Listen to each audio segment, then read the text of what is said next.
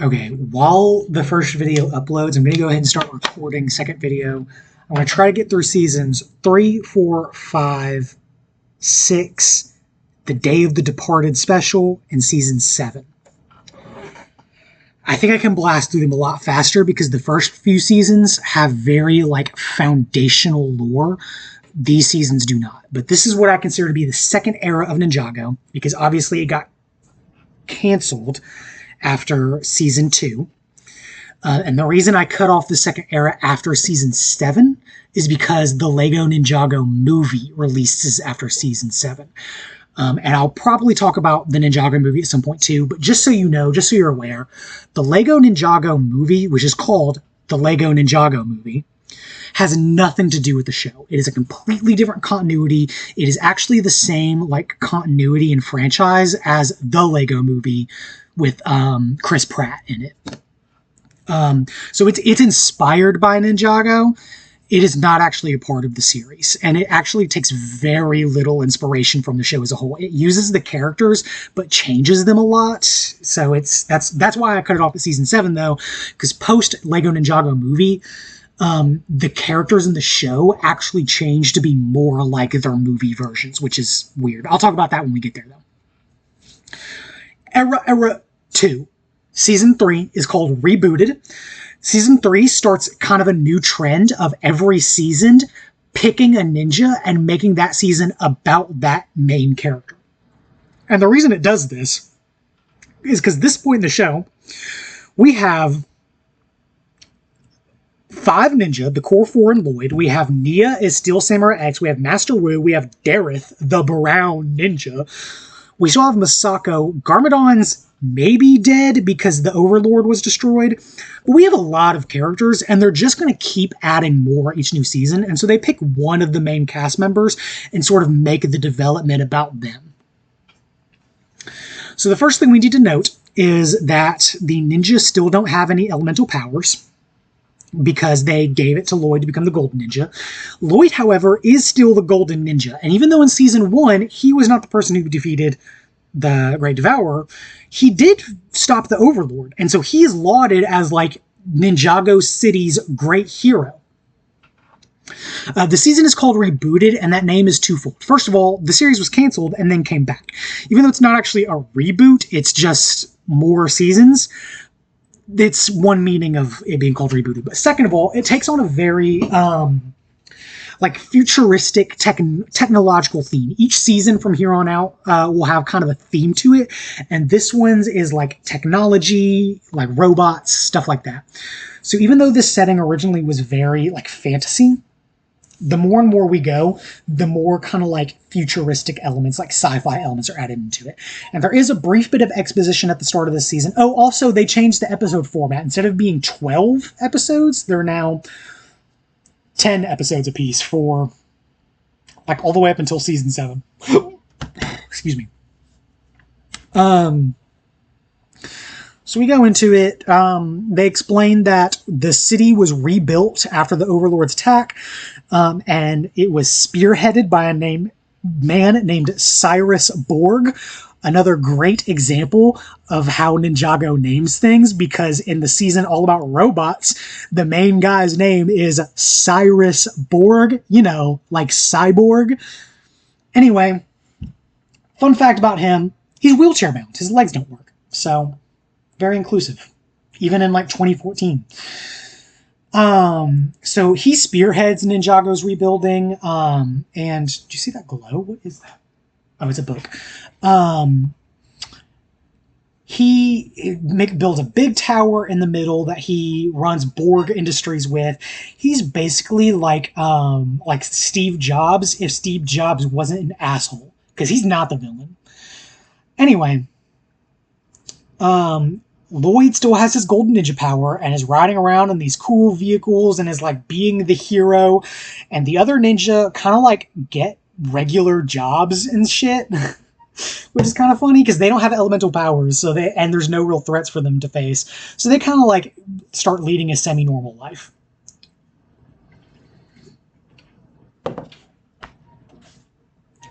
Until Cyrus Borg invites the ninja to his tower, to Borg Tower.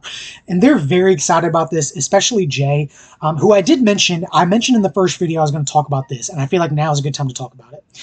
When Jay was first introduced in the pilot, he was introduced as the inventor type character. I mentioned that this gets phased out, and the reason this gets phased out is because, first of all, Nia, in season 1, she became Samurai X, and she had a big mech. And now that everybody knows she's Samurai X, she kind of takes on the role as like the group's mechanic character, right? She builds vehicles for them, she repairs vehicles for them, stuff like that. And then Zane was also unveiled to be a literal fucking robot. And so it just kind of shook out to the way that those two characters were designed, that whenever they needed a character to invent something or build something, it made more sense for it to be Nia and Zane than to be Jay. So they kind of have to give Jay new character traits, and so they really double down on him being like kind of loud and obnoxious. He's got big like little brother energy, if that makes sense. He's more excited than any of them to go to Borg Towers because like he's a big video game nerd. He just thinks it's cool. They're going to go, and they meet a character named Pixel, who I don't have a minifigure for, but I wish I did because she's genuinely one of my favorite characters. Pixel is another robot character.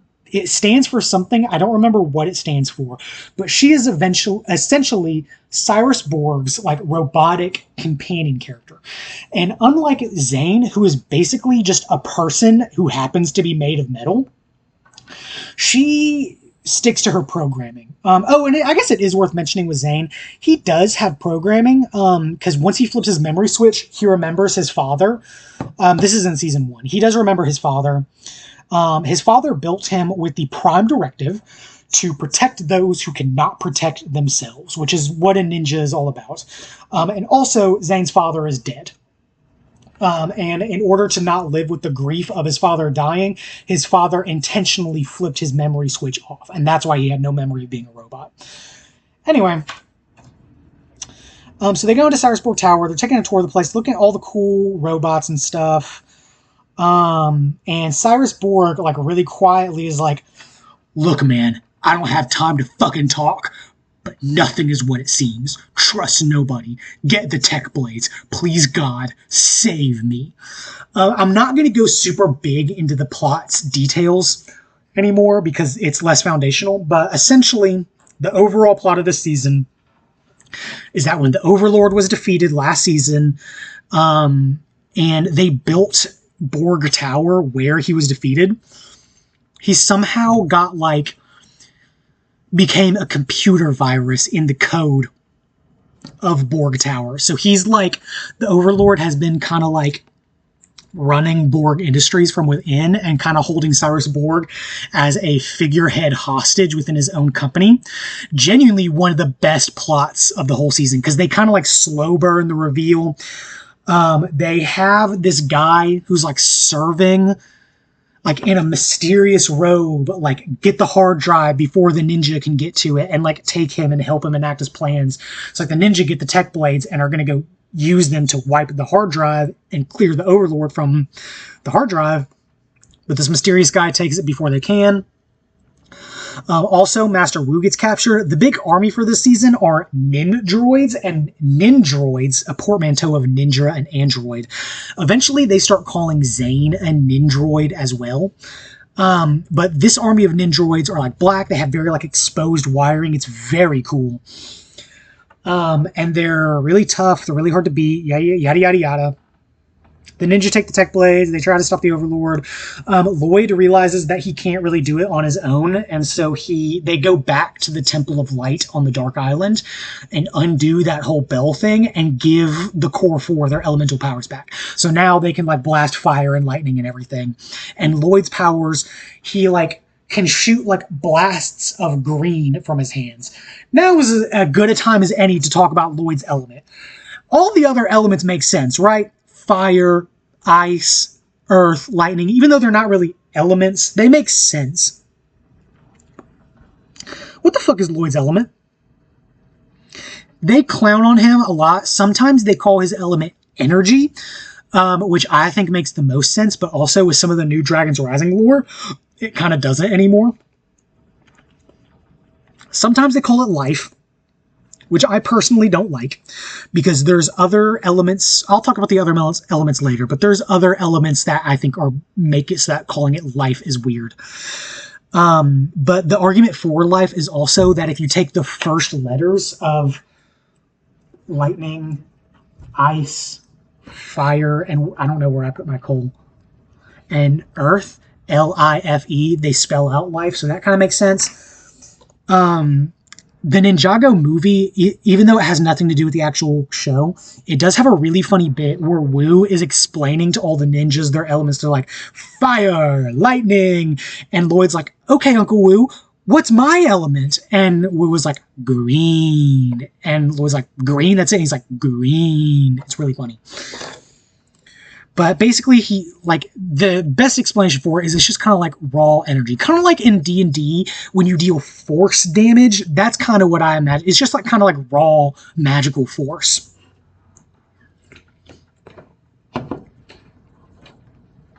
I don't know. I also think of it as like, because whenever the core force elements combined, they make golden energy, which is like the element of creation. And so I think maybe it's like the element of maybe like potential? I don't know. Anyway, Lloyd gives their elemental powers back, and so now he doesn't have golden creation power anymore, just his regular green. They build new vehicles, yada yada yada. Nia's still Samurai X. They fight off the ninjroids. Wu gets kidnapped and turned into a ninjroid, so Wu is evil in this season. They do eventually get him back. They learn that the hooded figure that was helping the Overlord was Pythor, the Serpentine guy, and somehow being digested by the Great Devourer bleached his scales white. So instead of purple, he's white now, which is kind of cool. He helps the Overlord. The Overlord's essential plan is to get a physical body again so he can take over Ninjago. The Serpentine have some kind of like myth about the Golden Master, and apparently before this, they thought Lloyd was the Golden Master because he had like golden ninja powers. And the Serpentine was like, yeah, you surface dwellers, because they are now living in the Ninjago City sewers and they're just kind of neutral now. They're not really evil. They don't really want any part. They don't really want to start a war anymore. They're like, we failed. We're just going to chill in the sewers. But the ninja do end up talking to the Serpentine, and they're kind of like, yeah, so the Golden Master to you guys is a hero who has like the power of creation. To us, in our records, he's like the villain of our history. We think he's evil. And that's kind of interesting because it's kind of just an assumption that Lloyd was the Golden Master when he was the Golden Ninja, but he's not, and we'll get into it later. Because the Overlord's plan, I think, is really fucking cool. Do you remember in Season 2 when Garmadon used the Mega Weapon to time travel back in time to try and stop the ninja from ever like training?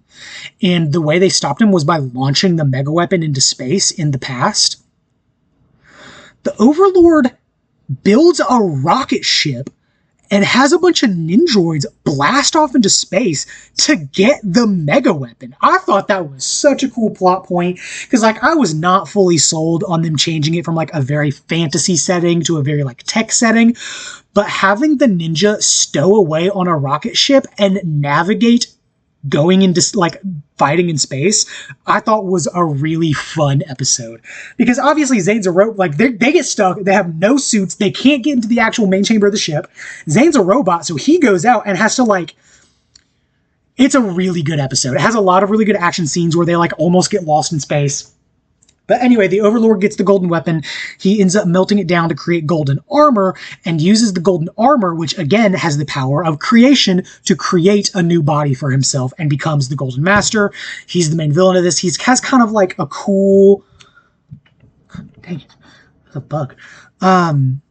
He has kind of like a cool, like very clearly like evil body. He's actually a minifigure now, which is good. He's not some weird CGI dragon, but he's also like used the Borg parts to like build robot legs for himself, and he has this golden armor that's letting him like have huge amounts of power.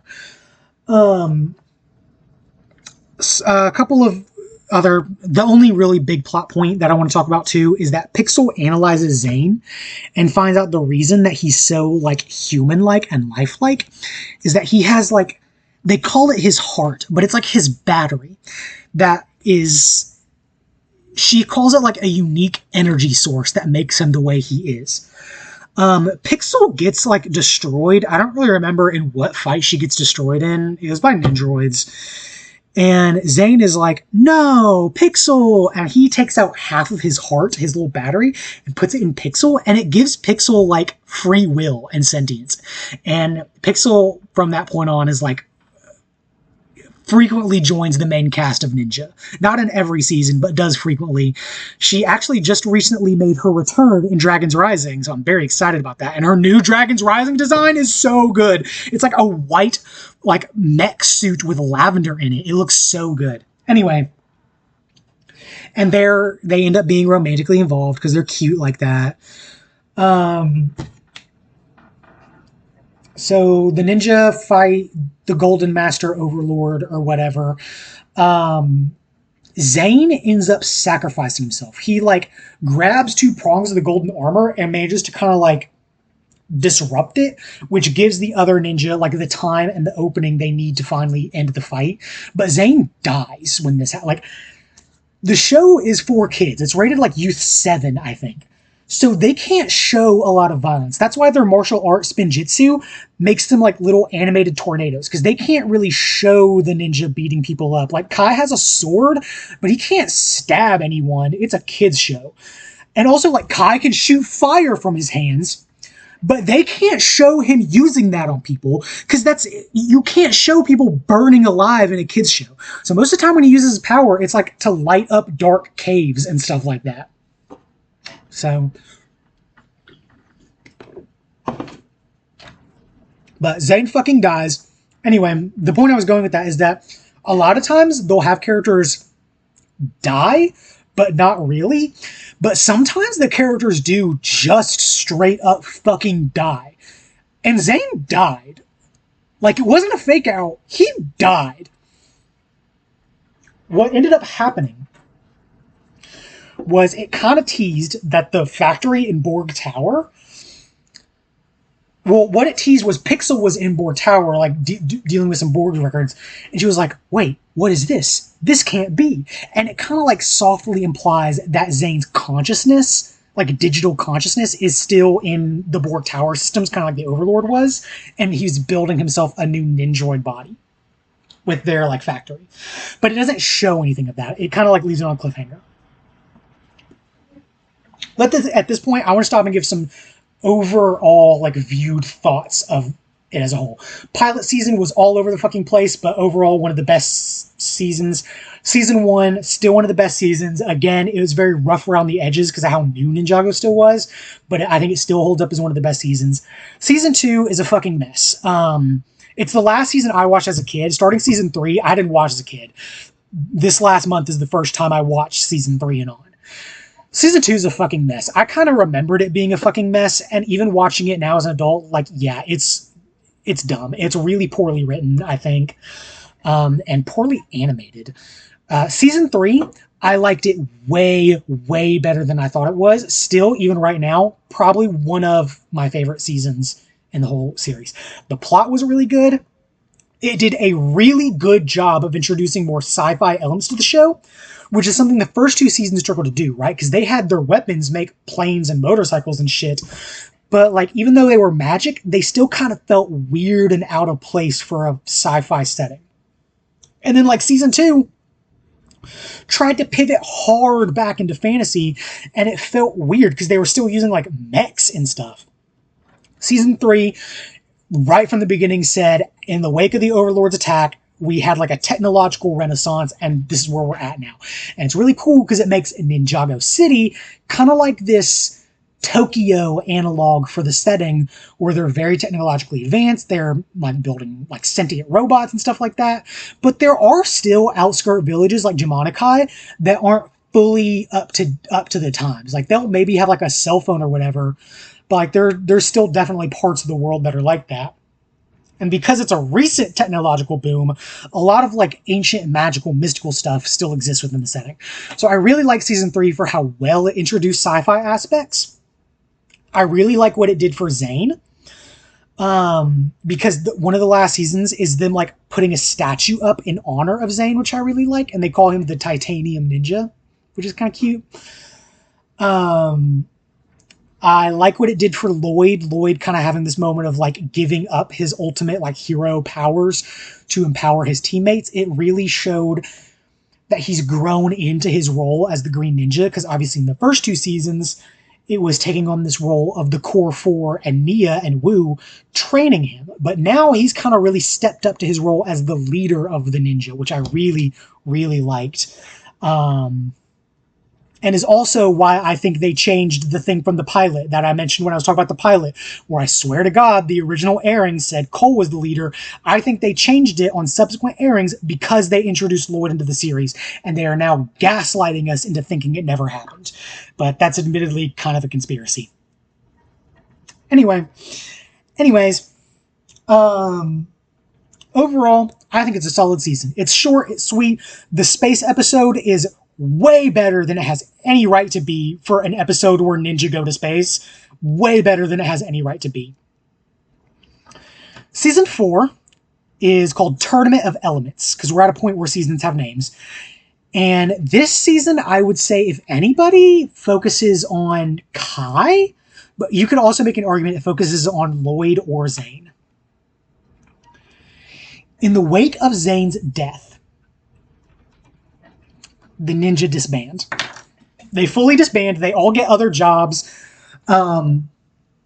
Jay becomes like an entertainer. He runs like a parody of America Ninja Warrior, which is kind of funny. Like he runs like a Wipeout-esque game show.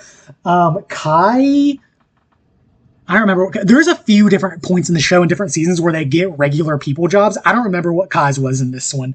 I think maybe he was a dojo trainer or something. I don't remember what Cole did either. But anyway, they meet. I don't remember why they meet. Oh, I totally left out a huge plot point in season 3. Lord Garmadon comes back. When they stopped the Overlord in season 2, it purged all the evil out of Garmadon's body. So Garmadon comes back as a regular-ass human and is a good guy now and is able to be there and be Lloyd's dad, which is insane because remember how I mentioned that Misako, that cheating-ass skank, was flirting with Wu for all of season 2? They totally scrapped it. Now they're back to being a happily married couple with Lloyd as their son. So, Misako, you're really a two-faced bitch, because as soon as Garmadon was out of the picture, you're all over Wu, and now that he's back, you're like, oh, Garmadon! Like, you don't have Wu's fucking... Like, the taste of Wu's breath isn't still in your mouth, you whore! I'm usually not one for slut-shaming, but Misako really pisses me off.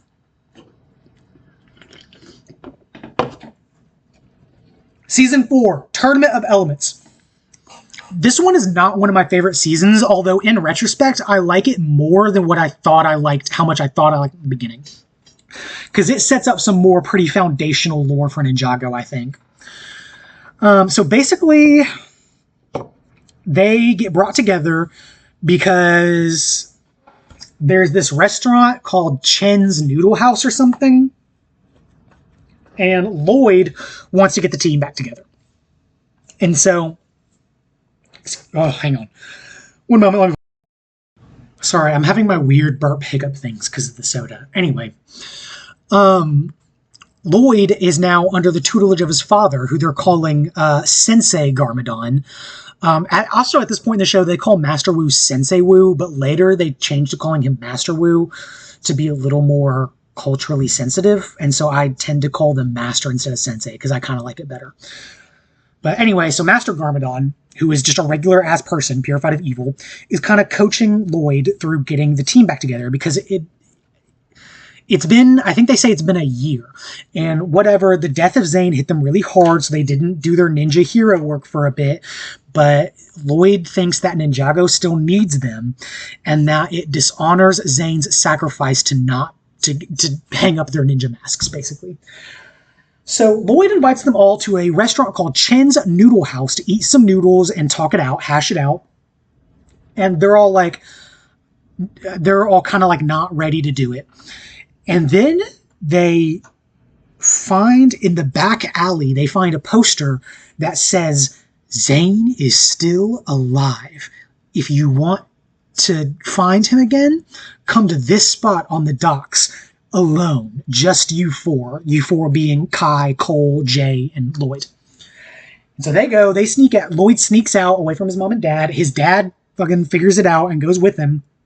And they get on this boat. And his dad comes with them because he knows where they're going. He knows that they're going to Chen's Island. And he strongly advises not doing it. He said, look, Zane's probably not alive. This Chen is a bad dude. He's probably tricking you.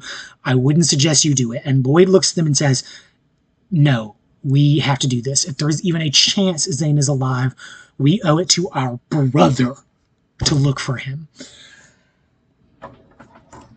Master Garmadon gives some exposition that basically Chen was Garmadon's master when Garmadon was first turning evil. So after Garmadon was like first bit by the snake, I think it was before the Serpentine Wars even, or during the Serpentine Wars, I think. Wu, but at this point, their father, the first Spinjitzu master, has passed. Wu is becoming a master of his own right, while as Garmadon goes to study under Master Chen, who is evil. And there's another guy named Klaus. So it's Klaus and Garmadon that are studying under Master Chen. And Chen was banished for being evil. I don't remember the specific thing he did to get banished. I don't remember what it was. But he got banished for being evil, and so has been living on Chen's Island for all this time, since the Serpentine Wars, I guess. And Klaus is also there with him, and Klaus is a sorcerer. And they're running a thing called the Tournament of Elements, which is what the season is named for, where essentially they have invited 16 elemental masters to compete in a tournament. And the reason that this season is foundational is because it opens up the idea that there are other elements besides fire, ice, lightning, earth, and green. So there's 16 people here. Spoiler alert, Zane is not one of them. So we have four. We have fire, lightning, earth, and green. And then we have 12 new elemental masters. That's 12 new elements that the setting introduces us to. I'm going to try to list them all. I might miss a few. We have nature, which is a reason why I think Lloyd is not the master of life, because nature exists. We have nature. We have speed, which is just going fast. We have light, which is not like light as in good. It's light as in he can turn invisible. Poison. Amber is an interesting one. What Amber does is she can touch someone else and copy their elemental power for a little bit. There's form, which lets her shapeshift into other people. We have 6 more, Jesus.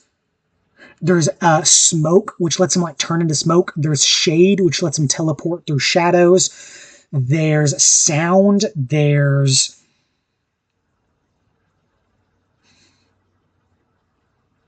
3 more, and I'm kind of blanking on them.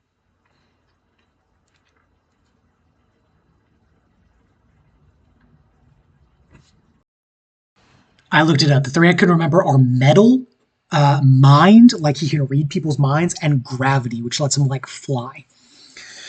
So these 16 elemental masters are there, and basically the rules are set up where that they'll have a series of competitions where they'll face one-on-one against each other. The losers will have their elemental powers taken from them and put in like a staff, and then the winner at the end will get all of the powers of the losers, basically. And so Master Garmadon is again like, Lloyd, Ninja, you really shouldn't do this. You're going to lose your elemental powers. And they're like, look, we haven't always had elemental powers. We have been ninja before without them. Zane is more important. And so they enter the tournament. And they have an edge because they are 4 people working together.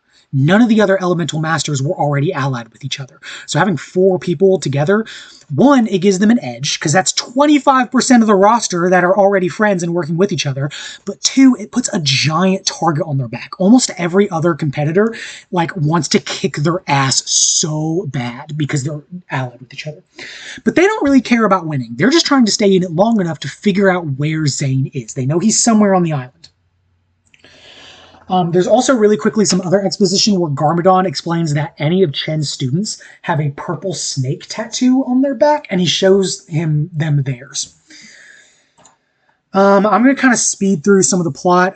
Nia does eventually figure out that they went there, and so Nia takes Dareth, of all people, and goes too, and takes a mobile command bus and kind of runs some hidden support for them until really late in the season where she kind of comes out more. So she's doing not fully Samurai X stuff, but she's running her tech support. She's being a valuable member of the team. And Dareth is there too.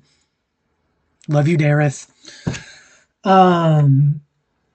Anyway, and every once in a while we'll cut to Zane, and we can see Zane in the dungeon, and he's got a whole new silver titanium ninjroid body. So he did rebuild himself. It's kind of cool. And he's chained up in this prison. He doesn't have his powers. He's having weird visions. He doesn't have his powers. And I don't remember exactly how it shows you, but it does show you that Chen has already put Zane's ice powers in the staff. And there's a hole up at the top of one of the walls, and Zane can talk to Pixel through it. So he knows that Pixel is in the next cell over, but it never shows Pixel. We just kind of hear her talking to him, and he's having weird visions and stuff. He's specifically having visions of being trapped in an ice cave and a giant ice dragon attacking him and killing him. And Pixel is the visions aren't real, dude. We got to get out of this dungeon.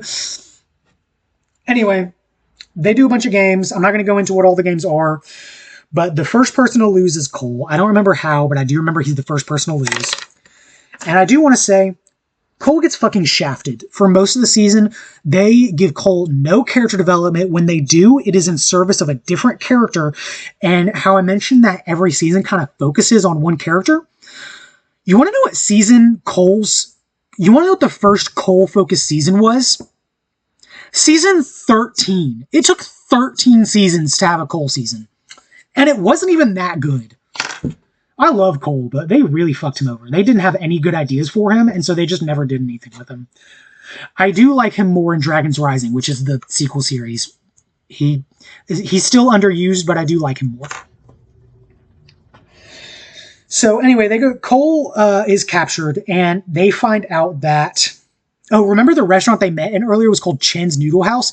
Yeah, from the island that Chen has been banished to, he's been running a noodle restaurant that has been a front for his criminal empire. So that's what the Chen's Noodle House was. So Cole loses, and they send him to work in the noodle factory with all the other depowered elemental masters.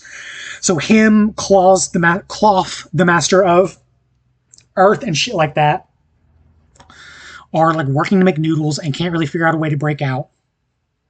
He does somehow figure out that Zane is in the dungeons and is trying to plan a breakout so he can get out, which the breakout gets more and more possible as more elemental masters lose the tournament and get sent to the noodle factory. Oh, by the way, they can't show violence in the show. They show slavery a lot, and this is one of the first instances of it, of people being forced into slavery. It happens a lot in this show, so... Yeah, violence not cool. Slavery completely fine for Youth 7. Anyway, they eventually kind of get some of the elemental masters to their side because with Nia's help, because Chen doesn't know she's there. So she kind of runs some stealth missions and finds Klaus's spellbook. And learns that the ritual they're trying to do, she doesn't know what it's for, but she knows how they're doing it. They need elemental powers. They're not planning on giving the powers to the winner. They're planning on just taking the powers and using them to use some kind of ritual. And so the ninja try to convince the other elemental masters of this, and a lot of them are on board and think they're just trying to get an edge in the competition or whatever. Eventually they do kind of build up a small resistance that are going to quietly fight against the power or whatever.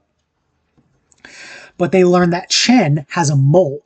And so they're making everybody show their backs to make sure they don't have a tattoo, and nobody does. Not even Skylore, the Master of Amber. She's an important character. Again, she's the one who can touch someone and kind of copy their powers for a little bit.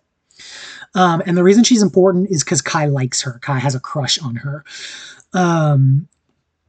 And Kai asked her to show her back to make sure she didn't have a tattoo, and she's very betrayed by it. She feels very hurt.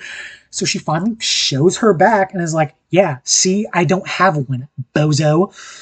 I'm going to go ahead and give a spoiler. She did have a tattoo, but she had copied the Master of Form's power and gotten rid of it to pass herself off. Anyway, so the ritual happens, yada, yada, yada. People keep losing and losing and losing until I think Kai is the last one in. The people who were enslaved finally break out by building a boulder blaster, which is an airplane with a drill on the front of it. Why the fuck would you put a drill on an airplane? Seems pretty counterintuitive, but it's fucking cool. It kicks ass. What can I say? So they build this boulder blaster. They bust out. They get Zane. A bunch of shit happens. Eventually, Kai does convince Skylor to betray Chen. And Skylar helps them do whatever. I don't know, man. The Ninjago plots are all over the fucking place. The ritual he was trying to do was basically anybody with the snake tattoo that he had put on his followers. When he did the ritual with all the elemental powers, it was going to transform everyone with the snake tattoo into an Anacondri warrior, which is what Pythor was, the purple serpentine. Earlier, when talking about Season 1, I mentioned that in Season 1, it led you to believe that the Anacondri's powers were turning invisible. But in later seasons, it kind of retconned that into just being a thing Pythor could do. This is the season that retcons that, because none of them can turn invisible. They just want to be Anacondri because they're very powerful warriors. They have very tough scales, they're very powerful, yada, yada, yada. He does the ritual. Chen and everybody kind of turn into these weird, like, Anacondri people hybrids, including Skylor and Garmadon turn into this because they had the snake tattoos. So now all the depowered elemental masters are trying to do this, whatever. Zane, looks inside himself with this vision and realizes that this dragon represented his fear. And that true power is never really lost. And he manages to summon an elemental, energy ice dragon. This is introduced as a power that elemental masters can do, because eventually all the elemental masters summon a dragon of their element. This is around for seasons 4 and 5 and then disappears and doesn't ever come back. And the only reason is that the writers just kind of got bored of it.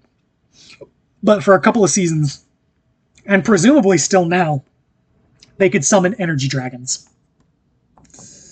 Anyway, they fight the snake people or whatever, and it's really hard or whatever. And they use Klaus's Book of Spells. They realize that hang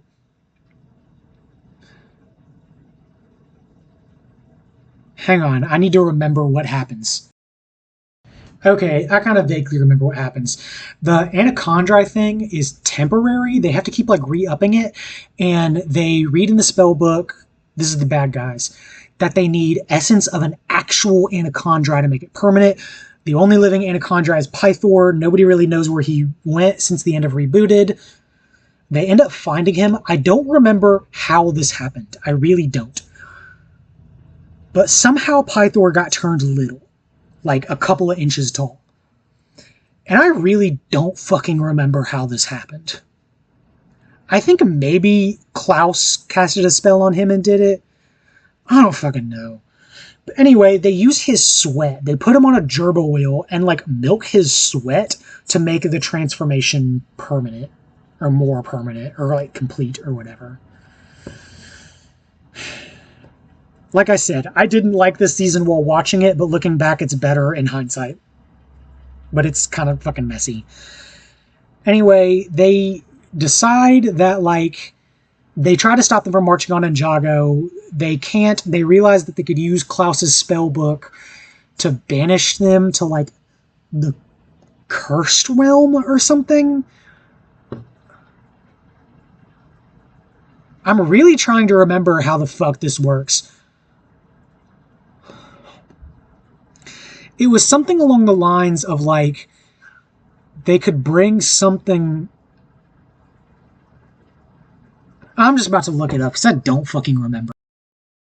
Okay, I looked it up and I know why I didn't remember it because it's weird. First of all, I want to correct something I said earlier. They did not take all the Elemental Master's powers and finish the spell. Kai actually managed to destroy the staff and it returned all their powers to them, so they did get their powers back. But Klaus managed to do a workaround of the spell where Skylore, Master of Amber, before she betrayed Chen, could copy all their powers and use it for the spell. And she had copied all their powers at this point, and so they end up using her powers to cast the spell. And because they used that watered-down version of the spell, that's why they needed Pythor's sweat to make it permanent. I also remember where they found him. It was in Cryptarium Prison, which is like their prison for all the villains. I still don't fucking remember why he's little, and the summary I just read did not explain it. It just said he was little. So maybe there wasn't a reason, because why the fuck was he little? Anyway. So they make their final stand, and this is why I didn't remember it. So basically, in the first Serpentine Wars, it flashes back and gives some more exposition on Garmadon's time training under Master Chen. The Serpentine Wars were not just wars between the 5 Serpentine tribes. It was against the Serpentine tribes and humanity. And so humanity had a stake in this fight. And they had negotiated a peace treaty. But Chen had basically manipulated each side against each other and sabotaged the peace treaty and made the war keep going, which led to them, all the Serpentine tribes being locked in tombs, which led to the events of Season 1. But notably, the Anacondri, because they're such powerful warriors, they couldn't have beaten them. And so instead, Garmadon cast a spell to banish them to the Cursed Realm. And let's go ahead and take this time to talk about realms, because I've mentioned the Underworld and like a couple of other realms. There's 16 realms in Ninjago. Or not in Ninjago, but there's 16 realms in this world. Ninjago is one of them. Ninjago and the Dark Isle are both a part of the same realm. They're just 2 different land masses. But there's also... we even today don't know what all 16 of them are. We just know there are 16. There's Ninjago, the Underworld, the Cursed Realm, which I just mentioned. We'll eventually talk about the First Realm.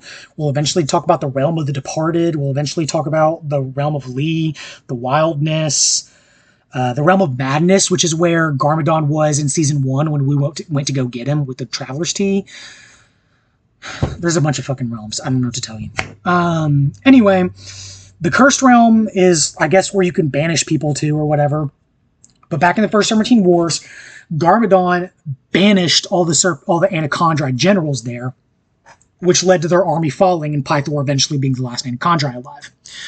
So, as now in the present day, they're fighting all these Chen Anacondri hybrid warriors. Pythor is like, hey dude, you know who would really fucking hate this? The original Anacondri. There's a spell to unbanish them, but the person who cast it in the first place has to cast it and take their place. So there's this big kind of like tension where Lloyd is like, where the only person... Let me back up. I'm getting ahead of myself. The only thing that can stop Chen's army is the original Anacondri warriors. The only person who can bring them back is Master Garmadon, but he can only do that by banishing himself to the Cursed Realm. Lloyd is very opposed to this. He just got his dad back, and his dad has been a very supportive role for the last 2 seasons. A good guy, a good fucking dad. And Lloyd's like, no, I just got you back. I can't lose you again. But it comes down to it. Garmadon sacrifices himself, or actually makes Lloyd do it. Lloyd casts the spell. Master Garmadon is like, you know that this is the way it has to happen. I'm sorry. I wish we had more time. I love you. I'm so proud of you. I love the time we had, but you know this has to be done. And so Lloyd, with a heavy heart and a strong sense of responsibility that has now become very characteristic for Lloyd and will continue to be one of his defining characteristics, is that very strong sense of like responsibility and ethics, making the hard decisions when no one else will. He banishes his dad and then destroys the spell book so nobody can unbanish him. A bunch of Anacondri generals come down, fight Chen's army, defeat Chen's army, and like all of Chen's army also goes to the cursed realm or whatever. Again, in hindsight, I really like what this season did, setting up other elemental masters because they become very important in later seasons. But as I watched it, I thought it was kind of all over the fucking place. And also Garmadon's gone again. Again, I mentioned earlier that Garmadon is never truly the villain. Like in season 1, it was the Serpentine and Garmadon was the one who saved them. In season 2, the Overlord used Garmadon's body and Garmadon explicitly didn't want to fight Lloyd. In seasons 3 and 4, he was a good guy and then Garmadon goes to the Cursed Realm, which again is not the same thing as dying. I mentioned earlier that sometimes they die, but a lot of times it's like dying without dying, and that's what the Cursed Realm kind of is for Garmadon. He's not dead, but the Cursed Realm is like where a bunch of ghosts and stuff are. So like he's dead. I don't know. Also, it's worth mentioning that when Zane does break out and he goes to break Pixel out of the cell next to him, Pixel doesn't actually have a body. Pixel is just like stuck inside of a computer, and Pixel's like, I'm sorry that I lied to you, Zane, but I really needed you to get through this. You need to go. You need to like go save the day. I'm stuck in this computer. And Zane's like, the fuck you are. And he takes the hard drive out of the computer, puts it in the back of his head. And Pixel now lives in Zane's brain and is kind of like Jarvis in Iron Man. She's like a little like AI helper that lives in Zane's brain. Take of that what you will. Actually, I'm going to go ahead and talk about it because I need to talk about Nia. And the next season is a Nia-focused season. At this point, she is still Samurai X. Season 5 is called Possession. It's ghost-themed. Let's talk about Pixel and Nia, because they're the like token female characters, right? The main 5 ninja, the core 4 plus Lloyd, are all dudes. Big ol' sausage fest. In the pilot seasons, Nia's the damsel in distress. Already kind of something a little misogynistic about that trope. In the next seasons, she decides that she doesn't want to be a part of the boys club. She wants to do Samurai X, which is cool. She is very badass at Samurai X. I'm not going to discredit her for that. But I think making her constantly be like, I don't want to be a part of your boys club. I don't want to be a ninja. It has very separate but equal vibes, right? It has a very like, no, women can still be cool, just they can't be as cool as the men. And I kind of take a lot of grievance with it in these early seasons because Nia's a good character. And in later seasons, they walk it back a lot and they really fix her character in a way that I'm really proud of. But in some of the early seasons, she's done really dirty in a way that kind of shows that the writers were a little misogynistic. And I think this thing with Pixel being stuck inside Zane's brain is the same thing. Because why can't Pixel be her own person independent of Zane? She becomes sentient because Zane gives her something special. She is able to continue her life because Zane does something for her. I don't like how they make her existence dependent on a man giving her things. I feel like it's very icky. They do eventually walk Pixel's thing back and Nia's thing back in a way that makes both of them way better characters. But in some of these early seasons, it reeks of misogyny, and I don't like it. But I feel like even though it's a show that I love, I feel like it is only fair to criticize the things that are bad about it, and that is fucked up. Season 5, Possession. It's all about ghosts. There's a big joke in the Ninjago community that every time a new threat comes up, it's always some ancient evil or whatever, and every time it comes up, the ninja come to Wu and is like, this thing is happening, and every time Wu is like, ninja, there is something I haven't told you. And it's like, motherfucker, like literally, this is the size of the book of Ninjago's plotline. This is the size of the book of Ninjago's plotline if Wu would just fucking tell them anything ahead of time. Anyways, the core 4 are not Wu's first student. He had another student named Moro. Moro was also an elemental master. He was the elemental master of wind, so he could like do air blasts and stuff like that. And he was a fucking prodigy. He was very good at spinjitzu. Yada, yada, yada. And Wu thought he would be the Green Ninja. He really thought there was a chance that Moro would be the Green Ninja. And so he made Moro believe that he would be the Green Ninja, and like groomed him to be this thing and constantly was telling him he would be the Green Ninja. And then they did the test with the 4 golden weapons, and they didn't glow like they did for Lloyd. And Wu realized he was wrong. And Moro took it really hard.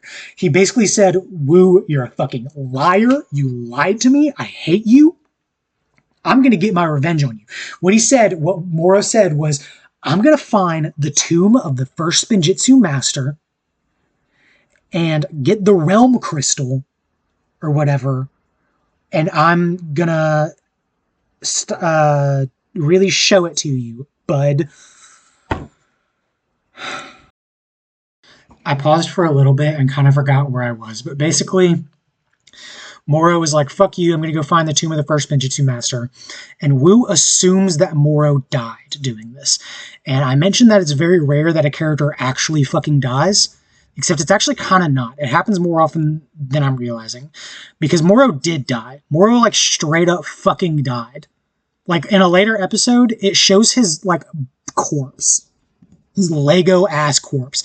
Anyway, so Moro, when he dies, he goes to one of the afterlife realms, which it happens to be the Cursed Realm, the realm that we mentioned earlier. And he's like a ghost now, or whatever. And he, in the very first episode, possesses Lloyd's body and uses it to wreak havoc on the world of the living. He tries to steal Wu's staff, which apparently was given to him by his father, the first Spinjitzu master. And Wu didn't even know this, but apparently it has a map to the first Spinjitzu master's tomb, which is fucking crazy.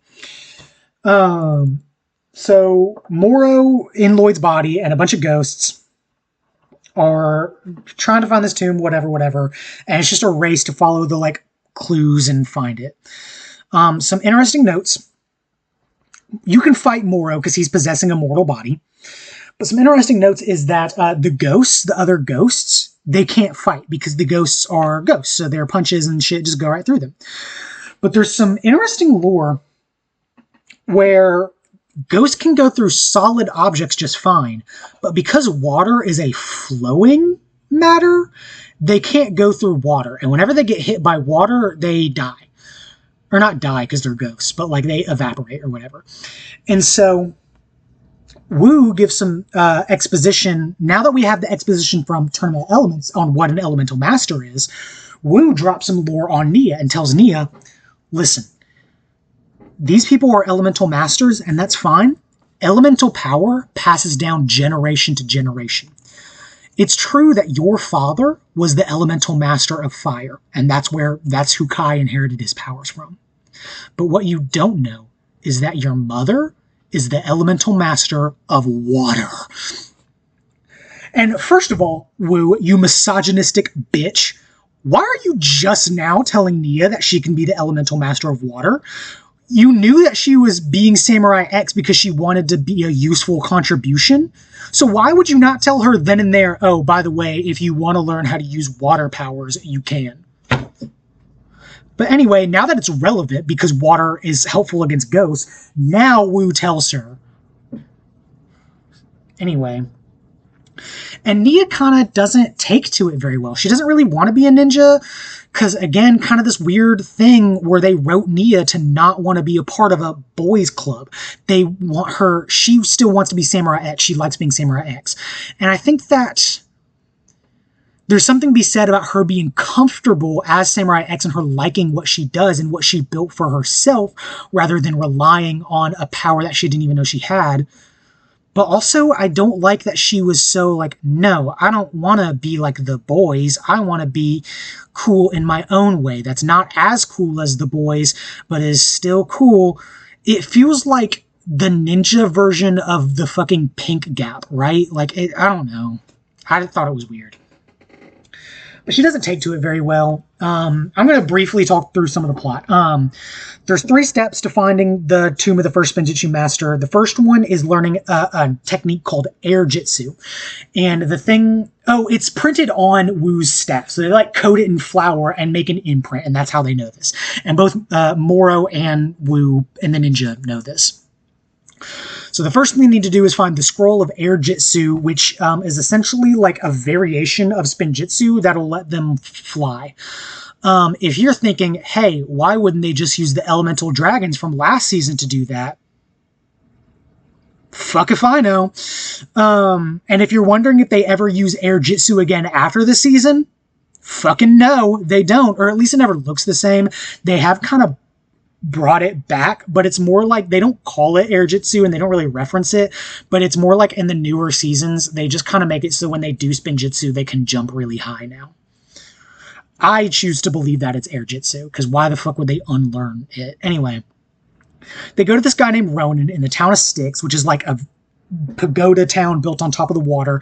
So pretty fucking dangerous for a ghost to go to. But anyway, both teams go there. They try to get the Scroll of Air Jitsu, and they end up really fucking it up, and Moro gets the Scroll of Air Jitsu. And he's also the Master of Wind, so like Air Jitsu just makes sense for him. So the ninja decide to find a different way to learn Air Jitsu by going to this haunted temple. It is haunted by a guy named Yang, who is the guy that invented Air Jitsu. And it is said that it is haunted by the ghosts of him and his students, and that if you go in there at night and don't leave by the next morning, you will become a ghost yourself. So they go in there, they're trying to learn Air Jitsu, they eventually do find it and like learn it or whatever, and they're trying to like fucking run and book it out. It's like a very like Scooby-Doo-esque haunted house episode. Very good. Except Cole gets stuck in the house. He manages to make it out, but when he makes it out, he's a ghost. And for the next like 3 seasons, Cole is just a ghost. So, cool, I guess? He can like go through things and stuff like that. And he can't touch things. Like his main power is super strength, and now he can't even use it. But he can kind of like vanish and go through things. So like, I don't know. It's kind of cool, but it also feels like they didn't have any other ideas from Cole, so they just made him a ghost to like make it seem like they gave him some kind of relevance. But whatever. He wasn't a ghost he was only a ghost for like 2 seasons. So anyway, now everybody knows Air Jitsu, and the next thing to do is to go to the Cloud Kingdom, which is another one of the 16 realms. And the portal from Ninjago to the Cloud Kingdom is basically you have to climb this mountain that has a big storm on it, and then you have to use Air Jitsu to fly up through a cloud, and then you're in the Cloud Kingdom. And so it's a race to the Cloud Kingdom. The ninja actually beat Moro and the ghost to the Cloud Kingdom. And they learn that the Cloud Kingdom is where they write destiny, like literally they write words down, and that's what comes to pass. So all these like prophecies about the Green Ninja and the Golden Master, they were written in the Cloud Kingdom. And there's some other kind of obscure lore about it, about like Fenwick and, what's his name, Quaggoth, but it's not really that important. Anyway, the Cloud Monk is like, yeah, of course we'll give you the Sword of Sanctuary, which is the next key.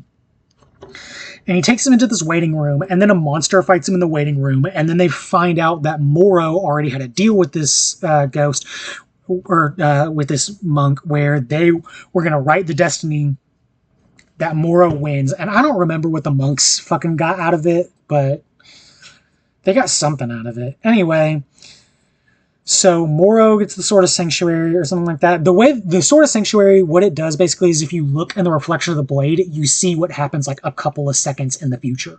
So it lets you like kind of limited see in the future. And they use it to like find the tomb of the first Spinjitzu master or something. The plots are more and more contrived. I do want to talk about Nia again, because Nia's arc is really good in this season. So their elements, they were always kind of loosely like their elements. You know, Kai is the master of fire, and he is the hothead that runs into things too quickly. Zane is kind of like, he struggles with emotions, and so he's kind of like cold in that way, even though he does eventually become more emotional. Cole, he was a rock climber. He has super strength. He's described as being like sturdy and firm. Jay, he was an inventor, which I guess was like lightning. He's quick-witted, I guess is maybe his connection. But I really like what Wu tells Nia about her element, because he explains to Nia that she has the most interesting role of the group, being the master of water, because water is a very interesting element. It is the crashing tide that crushes all in its past. It is the stream that carries all with it. It is the still water that has calm. If you put water into a cup, it becomes the cup. If you put water into a pot, it becomes the pot. Nia's role is to fill any role she's needed to fill. And I feel like that reflects really well on her character, both past and future. Because when she was needed to step up, she became Samurai X. When she was needed to become a ninja to help them fight ghosts, even though she didn't like it, she did it. And in later seasons, she is constantly filling new, unique niches within the group that only she can fill. And I really like that aspect of her character. I really like that. And also I want to talk about her relationship with her main relationship with the other two ninja at this point. Jay and Nia are not officially dating yet, but Jay has obviously, they've been on a few dates, and Jay obviously has a crush on Nia. And then obviously Kai and Nia are siblings. And so these are the two other characters she's the most related to. I like how she complements those characters. In the case of Kai, you know, they grew up in a blacksmith shop that was owned by their father. Kai is impulsive. He is a hothead. He is reckless. He is blazing and intense. And Nia, I feel like, is the water that quenches that. You know, think about it from like a blacksmith's perspective. Kai is what heats the metal up and makes it weak and malleable, whereas Nia is what cools it and strengthens it as a result. She's Kai's quench, right? And they have that aspect through a lot of seasons where Nia is kind of the only other character that can temper Kai, besides maybe Lloyd, because Kai has a lot of respect for Lloyd.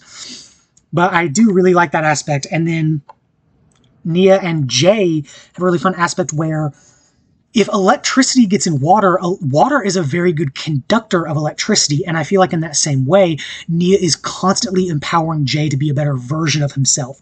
It is Jay reached his full potential in season 1 in an effort to have Nia like him. And it was Nia who was like, you don't have to pretend to be someone else. I like you for you. And that's what let him reach his full potential. And I feel like Nia is constantly empowering Jay. She's constantly like quenching and calming Kai and empowering and fueling Jay. And I really like that representation of her element and her character, that she fulfills whatever role she's needed to fill, even within her group's dynamic. I love Nia. This is when she finally starts becoming an actual fucking character. Anyways, there is a brief scene where they fight in the Samurai X cave, or like Zane goes offline, and so they're using, there's a Samurai X cave, like the Bat Cave. I forgot to mention that. They have a fight in the Samurai X cave because they're trying to repair Zane because he gets like damaged or something, and they have him plugged up to a computer, and the computer breaks and it almost kills Zane, but it doesn't. But whenever he comes back online, Pixel's not in his head anymore. And also, as Nia is becoming the water ninja, somebody stole her Samurai X mech, and she's really mad about it. It's really obvious to tell what happened, so I'm not even going to beat around the bush with it. Pixel left Zane's head, got herself a new body, and became the new Samurai X after Nia became a ninja. So now Pixel is Samurai X, and she has a body. So, and Pixel is still to this day Samurai X. Love Pixel. So they, fight Moro. Moro reveals that his full, plan or whatever is that there's a thing called the Realm Crystal in the tomb of the first Ninjutsu Master that can let you travel to any of the 16 realms, and his plan is to let his master, who's called the Preeminent, into Ninjago to take over Ninjago. The Preeminent is not just a big, scary monster. It's also actually literally the Cursed Realm itself. The Cursed Realm is alive and is the Preeminent, which, if you will remember, means that Garmadon is somewhere in that big, scary monster. So they have a big fight, whatever. Cole and Nia are the best right now because Cole's a ghost, so he can hurt the ghost, and Nia has water power, so she can hurt the ghost. The others are just kind of fucking it up. Moro does abandon Lloyd's body, so Lloyd is like backing in the fight now. And I think Lloyd is using the Sword of Sanctuary at this point. They end up like fighting over the realm crystal and with the realm crystal. So there's this awesome shot where they're like jumping realm to realm and fighting seamlessly between the realms. And Lloyd eventually ends up in the cursed realm, like in the preeminent, and meets his dad, who is chained up in there. His dad's not allowed to leave, even with the realm crystal, because of the curse they had cast on him. And his dad gives him some words of encouragement, sends Lloyd on his way. They beat Moro, or actually they kind of make Moro realize that he was a dick. And Moro like moves on, and then because this fight's happening in Styx, so they break all the like stilts of Styx and drown the preeminent, which is kind of interesting because that means that the cursed realm no longer exists. Maybe, I don't know, they're not really clear on it. I think it's assumed that everyone that was in the cursed realm, like Garmadon, went to the realm of the departed, which is the actual place that most people go when they die, because the cursed realm is for people who are cursed. They go when they die. And the underworld is skeletons, I guess. I don't know. The Ninjago lore is fucking confusing when you look at it as a whole, like I said. But anyway, Nia's finally a ninja, and she has this really awesome like maroon and cyan color scheme. They get rid of it later in the next era that I'll talk about post season 7. But season 6 is called...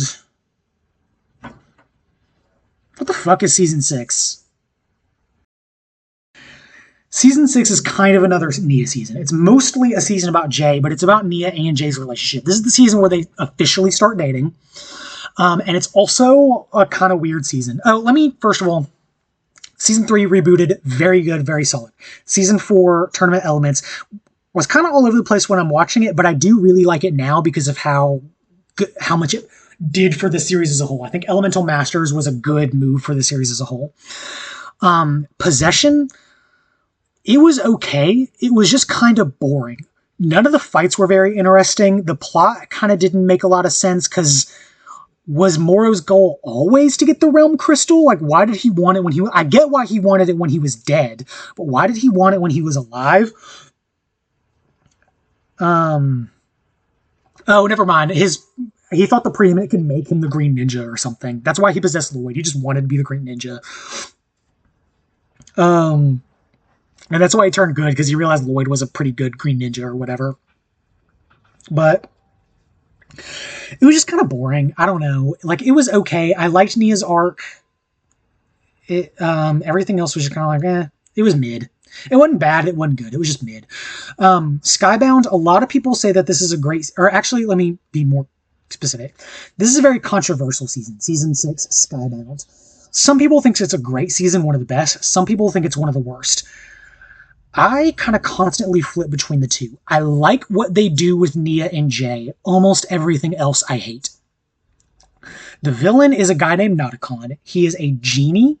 Actually, he's a djinn. I like that they call him a djinn and not a genie, because most media with genies call them genies. But the actual myth that genies are based off of is South Asian myth, and it's Jinn, D-J-I-N-N. And so I like that. Anyway, whatever. He was like an evil djinn who was also a pirate. So whatever. The villain's a genie pirate. Already, we're fucking all over the map. A genie pirate? Like, yeah, it's cool. Fuck yeah. But like, whatever. He's orange and he's like bright, intense orange. And he wears like very saturated dark green armor. And so his color scheme is also like, it hurts to look at. And all of his like pirate underlings are also very like orange and green. And the color, every time they're on screen, it's really hard to make out any specific details of them because the color scheme is just such an assault on your eyes. And also they make airships and are sky pirates, which is fine because like the ninja have been using a flying pirate ship since season 1. So whatever. But anyway, and none of the other villains are memorable other than Nauticon. He has a bunch of like underlings. None of them are memorable. So Notacon's whole thing is that he was, well, let's back up. Remember Klaus, that wizard from Tournament of Elements? Yeah, me neither. He's a ghost. He apparently, whenever the cursed realm, or the preeminent or whatever, got destroyed last season, it released him, and now he can run around in Ninjago as a ghost. Cool. He finds a teapot, rubs it, and it summons Notacon. Apparently Notacon was trapped in it, classic genie style. And he gets 3 wishes. And he wishes to be physical and not a ghost again. And Notacon says, your wish is yours to keep. And it's really painful. It really hurts. Ow, it's agony. And finally, Klaus is just like, I wish for it all to go away. And Notacon kind of grimaces like, your wish is yours to keep. And makes him just literally fucking disappear. And that's kind of what Notacon's MO is through most of this. He cannot grant his own wishes. He can only grant other people's wishes. But he kind of monkey paws them and twists them around so that their final wish is always, I wish for it to all go away. And that's how he traps them or whatever. He tries to go to his home realm. So here we got another new realm. This is Notacon's home realm where the Jinn are from. You want to know what the home realm of the Jinn is called? It's called Ninjago. I'm going to be honest. I fucking love that name. That's hilarious. Anyway, he goes to Ninjago. We learn that apparently Notacon is not just a genie who's a pirate, but he's also a genie who's a pirate who's a prince. He's the prince of Ninjago who was banished or whatever for being an evil pirate. And now Ninjago is falling. It's a bunch of floating islands and it's falling. Why? Apparently each of the realms is connected to a different realm. And Ninjago was connected to the cursed realm. And so when the ninja destroyed the cursed realm, they also inadvertently destroyed Ninjago. And so now Notacon wants to destroy the ninja for destroying Ninjago and also wants to rebuild Ninjago, and he's going to use wishes to do it. And he can only grant other people's wishes. So he rescues his crew, whatever, and he is slowly kind of one by one manipulating the ninja team into wishing for it to all go away. The first person he gets is Wu. So Wu is disappeared from the start, so they don't really have Wu. They get, I think, Kai pretty quickly. They get Zane pretty quickly too. They get Jay really quickly. But Jay doesn't make all 3 of his wishes at once like everybody else does. Jay kind of wishes for one thing at a time.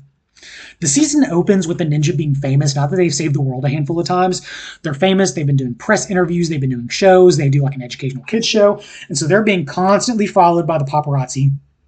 And they actually might have caught Klaus in time, but they were dodging paparazzi and couldn't get there in time to stop him. And the main thing that held them up was they had all hidden behind a billboard, but Nia didn't. Because Jay said, Nia, take my hand. Because Jay, in the last episode, in the sort of sanctuary that lets you see the future, he saw a vision of him and Nia old and married.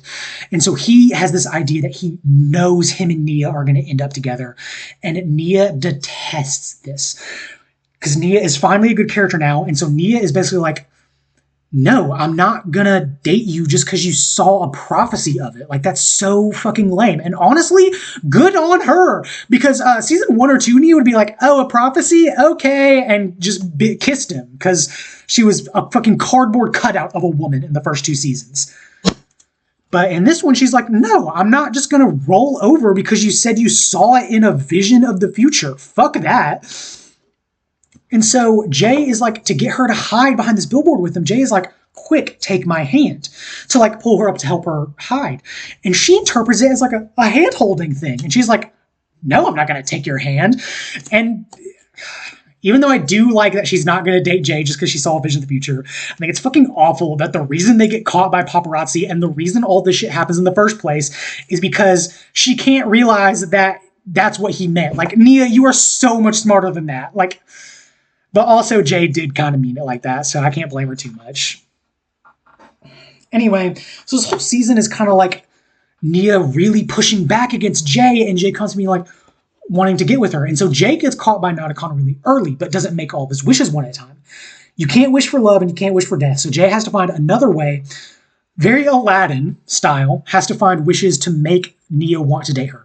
He wishes that he wasn't born in a junkyard, because by the way, Jay was born in a junkyard. He was born poor. He wishes that he wasn't born in a junkyard, and Nadakon's like, your wish is yours to keep, and he changes reality. Actually, he says he doesn't change reality, he just makes reality known. I think he changed reality. I think it was a lie. But anyway, he reveals that Jay is actually the son of a famous actor that just died, and Jay just got that actor's whole inheritance and is now rich and was apparently adopted by his parents. And yeah, it was weird. Anyway, hijinks ensue. They capture all the ninja because he wants all the ninjas so that he can, like, make a wish to...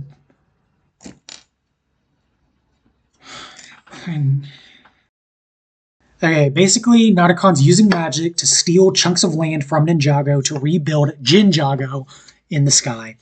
And the reason for that is because apparently if a Jin royalty, which Nadakon technically is, gets married on Jin land, that Jin will be allowed to make wishes for themselves, unlimited wishes for themselves. And obviously with that, Nadakon could do whatever he wants. He wants unlimited wishes. And so he's decided he wants to marry Nia because Nia looks like his old past romance or whatever. Because of course the plot revolves around two people wanting to get with Nia. The early seasons were so misogynist. And all the ninja except for Jay and Nia eventually make all three wishes and wish for it to all go away and get trapped. And Nadakon's getting more and more powerful and yada, yada, yada. All this shit happens. Eventually they find out that Nadakon has a specific curse on him, or that if he hears, he can only grant 3 wishes. But whatever wish he hears, he has to grant. He cannot refuse a wish. And so they kind of start, like, punking him with some wishes, and it's kind of funny, but anyway, they get him. Lloyd at one point wishes for wisdom, and it makes it monkey paws Lloyd into being really old, and Lloyd tells Jay to save your final wish because he tells Jay, you're going to make your final wish with your heart, and that's the wish that will save us all. And they eventually all disappear, and Nadakon ends up winning. They try to use a poison on him. It doesn't work. Nadakon ends up marrying Nia, and then getting unlimited wishes and starts doing a bunch of wild shit. And then apparently, though, even though he has unlimited wishes for himself, the curse is still on him because Jay makes his last wish and it forces Nadakon to grant it. And it's the wish that he makes with his heart with... Oh, I guess I should clarify. Nia dies. Once Nadakon gets his own infinite wishes, he wishes that Nia was his lost love, whose name's like Denise or something. And then Denise, who's kind of Nia, dies in like a rubble fall or something. And Jay like is holding that dead body and weeps. And without even really thinking about it, makes the wish from his heart. He thinks the wish he needs to make is that Nadakon's not a Jinn anymore. He thinks that'll fix it. But he's not even realizing he's making the wish. He's just kind of saying, I wish, as a phrase. And he's like, I wish you had just taken my hand and this had all been avoided. And so, once again, weird time travel shenanigans. Everything fucking reverses back to the first episode, and Nia takes the paparazzi doesn't catch them, and they're able to stop Klaus from getting the Teapot of Taiwan in the first place. And none of season 6 actually happened. The only people who even remember it are Jay and Nia. So again, another season, another like whole alternate timeline thing. So that's why a lot of people don't like it, is because a lot of people will take grievance with the fact it never actually happened. Nia and Jay's arc was very much Nia saying, like, look, I've loved you for a long time too, but I don't like the idea that we're predestined to date each other. I value my agency. And that's a pretty consistent character trait with Nia. She was told that she wasn't a ninja, so she became a samurai. You know, when she's told she can't do something, she kind of finds a way around it, like a river would. You know, elemental master of water here. And so she's really opposed to the idea that she's gonna marry Jay just because some prophecy said it, but she kind of reconciles with the fact that, like, Oh, by the way, this whole season there's been a dumb love triangle with Nia, Jay, and Cole. Nobody liked it. Even the people who like this season don't like the love triangle. Oh, by the way, Cole's also a ghost. So, like, how the fuck was that gonna work? Anyway. Fuck. Anyway. Nia's like, yeah, I never really liked Cole or anybody else. I just was really trying to make myself not love you because I didn't like that I was forced into it. So maybe we just need to, and so at the end of this, time rewinds to, I wish you'll just take my hand, and Nia looks at him, has all the memories, and is like, yeah, no, prophecy or not, this is my choice. I knew I loved you before this prophecy. I know I love you now. I don't need destiny to tell me that. Takes Jay's hand. From this point on, they're an actual official couple. And they also, nobody knows Pixel is Samurai X yet. They don't even know Pixel's, they think Pixel's dead, and they think Samurai X is some samurai mech thief. Just as a quick update. Post season 6, we have a 44-minute special called Day of the Departed. Everybody unilaterally agrees that this sucks, including me. It's not necessarily bad, it's just boring as hell. It is 44 minutes of fucking nothing happening. It focuses on Cole. Writers of Ninjago are terrible at writing for Cole, so fucking it's boring as hell. Basically, that one ghost from Possession called Yang, the guy that invented air jitsu, he like has some plot to like on the Day of the Departed, which is like Halloween, where dead people can like talk to living people, Coco style. He resurrects a bunch of their greatest villains and has this idea to like trap Cole in the departed realm so that he could be free or whatever. And Cole fights them and ends up winning, and now he's not a ghost anymore. Fucking nothing happens in Day of the Departed. It really sucks. Season 7. This is the last season of this era, because the next thing after Season 7 is the Lego Ninjago movie. It is called Hands of Time. It's also a pretty controversial season. Basically, after the Serpentine Wars, the first Serpentine Wars, the human side of the Serpentine Wars, it was fought by elemental masters. Not just any elemental masters, but the original elemental masters. So this is Kai and Nia's parents, the original fire and water masters. This is the original master of ice. We do get exposition on this season that the elemental master of ice did not have any children, but met Zane and was kind of touched by the idea that there was a robot whose prime directive was to protect people who couldn't protect themselves, and chose to pass on that elemental power to Zane, which was some cool lore that elemental masters can choose to pass on rather than just giving it by blood. There's a bunch of the original elemental masters. None are really worth talking about except Kai and Nia's parents, which is Ray, the original elemental master of fire, who owned the 4-weapons black shop from the pilot blacksmith shop. And Maya. Yeah, Ray and Maya, parents of Kai and Nia. Fucking stupid. She was the elemental master of water, and they think they're dead because obviously their power is passed on. Anyway, but after the Serpentine Wars, there were what were called the Twins of Times. Their name were Crux and Acronix, and they were the elemental masters of time. That's right, it's another time travel thing. Buckle the fuck up, because time travel gets confusing, and they made it as convoluted as possible. The Time Twins turn on the other elemental masters. They want to rule Ninjago, and they kept saying, control time, control everything. And so they, cast a spell on them or something that takes their elemental power away and puts it in these 4 time blades. First of all, Ninjago plots are convoluted. I do complain a lot about them being convoluted. And even though they are fucking wild, there is always a childish part of me that hears dumb shit like that and is like, fuck yeah, time blades. And knowing that this is fucking stupid and contrived, there's something that's just kind of like, time blades? Yes. Anyway, so the 2 elemental masters of time, they were twins, which is why their powers were split for some reason. They each had 2 specific time powers, and each one of those time powers got put into 4 different blades. So one of them could make you jump forward in time. It basically just made you teleport. One of them made time slow down, like these bubbles. Time would be like, it would like slow down. One of them made people freeze in time. So like you'd be running at you and you would just like be frozen in time. And then another one let you go backwards in time. So if you got punched in the face, you could go backwards in time and then dodge the punch. They get split into, each of those 4 powers get split into 4 time blades, and then Wu and Garmadon use the time blades to open a time vortex and send the time blades to scattered corners of time so that they could never be reunited again. And Crux and Acronix were like, no! And they jumped into the time vortex after the time blades.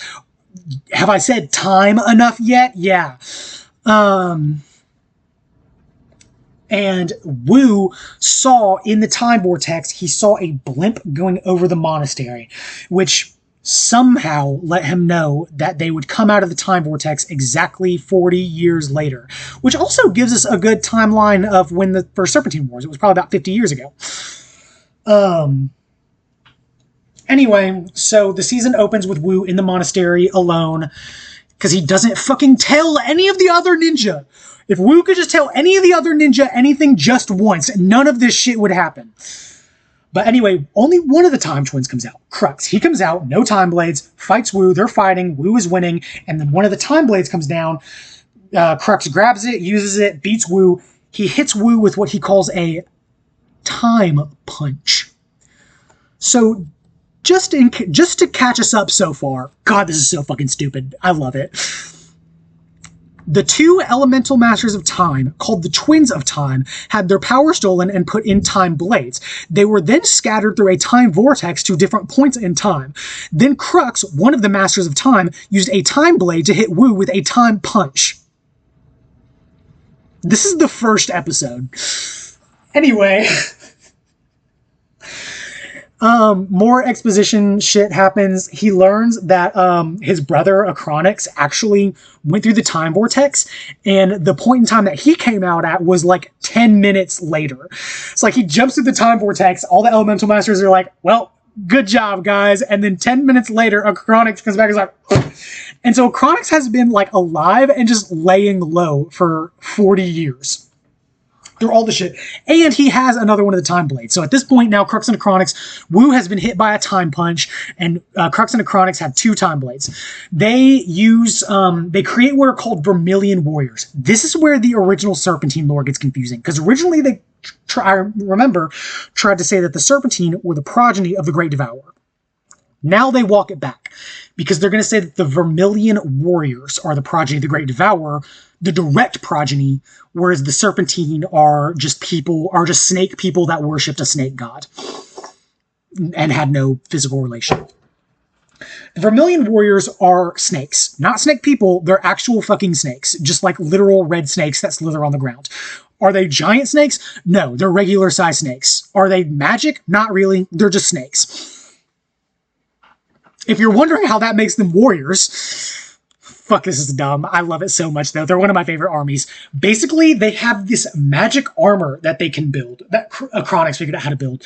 And a bunch of these snakes can get into the armor, and it makes like these cool, like samurai warriors made up of a bunch of snakes in a suit of armor. Isn't that just the dumbest, coolest thing you've ever heard of? Literally, they all look like red spaghetti monsters. It's fucking awesome. And so what makes them so dangerous is that, wow, is it lagging more? I might be running out of time. What makes it so dangerous is that you fight them and they explode into a bunch of snakes, and then all the snakes just get back in the armor and reform. Fucking dumb. Anyway, hijinks ensue over the time blades. They eventually end up learning that Kai and Nia's parents are alive, that Acronix, after he came out of the time vortex 40 years ago, captured them and enslaved them, again, more fucking slavery, into making the armor for the Vermilion Warriors. And so Kai and Nia's parents are alive. By the way, they do free Kai and Nia's parents, and they don't show up again for literally This is season 7. They don't show up again until season 14. Fucking nuts to me. But anyway, they find the other time blades. What they end up doing, I think, was they traveled back in time, and then they were fighting and they were losing in time. And so Nia had the idea to go to right when they made the time vortex. Oh, because the Time Twins made a time machine powered by the 4 time blades, and they were going to go back in time and win the original battle 40 years ago. And so the ninja hitched a ride on the time machine, and they realized that they could go down to the bottom of the steps of the monastery because one of the time blades was about to come out of the time vortex right there. Fuck, this is convoluted. And so they pick up one of the time blades, and so now there's like 5 time blades because they have a duplicate. And they fight whatever... and they fight in time, and they end up going through more time, and the Twins of Time are like, well, if we can't beat them in the past, we'll go to the far future when they're all dead and take over Ninjago then. And so they're all fighting, and Wu is like, no, ninja, you are needed in the time that you are in, and pushes them off the time machine. They fall off, and they're back in present day, and Wu and the Time Twins are lost to time. And that's how season 7 ends, on that great cliffhanger. Oh, also, they finally learned that Pixel is Samurai X.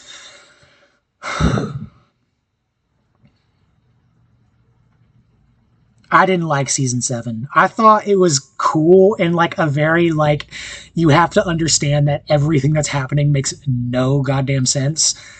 But the plot was very convoluted. I liked the designs. Visually, I really liked the Vermilion Warriors because one of them had like Medusa hair. I thought it was really cool. Pixel had a lot of great moments in this season. Samurai X did a lot of cool shit in this season. A lot of the action scenes were really good, but just, it was really convoluted, and it was literally like the whole thing could have been avoided at several different points in the series. Like, literally, there were several points when they could have just been like Wu made so many mistakes, and it really bugged me, because usually Wu is pretty good about not making mistakes, but Wu really fucked the pooch on that one. And also, it was kind of unresolved, too, because, like, Wu does eventually come back. Like, Wu gets lost in time with the twins. Wu does eventually come back.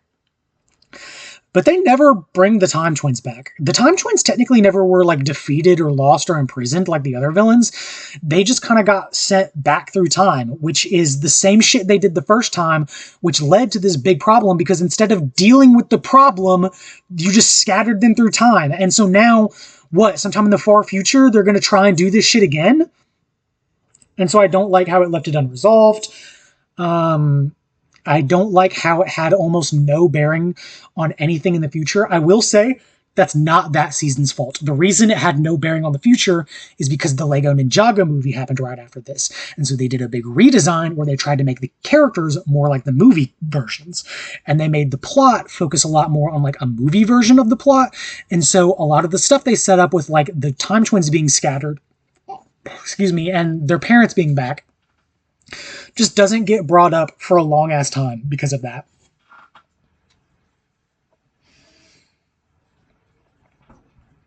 I feel like it's also worth noting that the Lego Ninjago movie was supposed to come out after season 6, Skybound. And they had some delays in production, and so to compensate for it, they rushed production on Hands of Time, which is why it was so kind of like rough around the edges, I feel like. Again, visually, I really liked it. I will say, from like, for both Skybound and Hands of Time, the actual sets, like the Lego sets you could buy, really fucking sucked. And the Hands of Time sets were really bad. I don't know. I don't really know what else to say about it. It was kind of just lame. I'll do another video. I'm not going to talk about the Lego Ninjago movie because it's separate, but I am going to talk about the ramifications it had on the seasons after it, because we are going to move into era 3 of Ninjago, which is seasons 8 all the way up through seasons 15. It's probably going to be a long one. A lot happens in these seasons, but bye!